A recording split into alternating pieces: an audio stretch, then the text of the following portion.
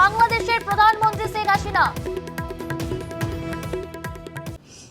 আমি তো আমাদের ছেলে মেয়ের জন্য কিছু করিনি, শুধু তাদের লেখাপড়া, নিজেরাই চাকরি করছে, নিজেরাই পড়েছে, আমি কতটুকু করতে পেরেছি। পাইছি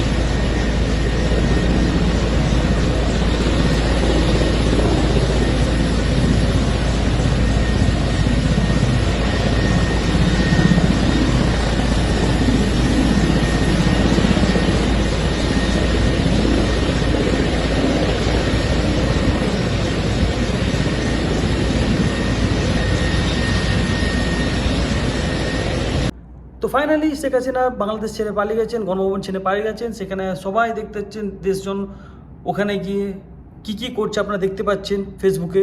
একটা স্ক্রিন রেকর্ড দিয়ে দেবো, ওটা দেখে নিন। শেখ হাসিনা পালিয়ে যাচ্ছেন, আর পালিয়ে কোথায় যাচ্ছেন? পশ্চিমবঙ্গে যাচ্ছেন, ভারতের পশ্চিমবঙ্গে যাচ্ছেন শেখ হাসিনা।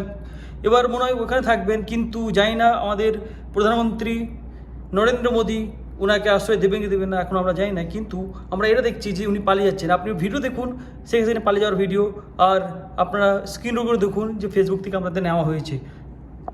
বাট বড় কথা হচ্ছে এটা যে এবার দেশ কে চালাবে? বাংলাদেশে এখন প্রধানমন্ত্রী নেই, সেনারে কি দেশ চালাবে এখন? আপাতত হয়তো এটাই হতে পারে, কারণ কি এখন দেশের প্রধানমন্ত্রী নেই দেশে, আর দেশের কোনো প্রধানমন্ত্রী আমার কোনো প্রধানমন্ত্রী নেই। দেশের প্রধানমন্ত্রী যে শেখ হাসিনা ছিলেন তিনি পদত্যাগ করে দিয়েছেন। তো এখন দেশকে কে চালাবেন সেটা এখন মনে হয় যে সেনারাই চালাবেন, সেনা প্রধান যিনি আছেন তেনাই চালাবেন, কারণ কি উন্নয়নের উপর আর কেউ নেই।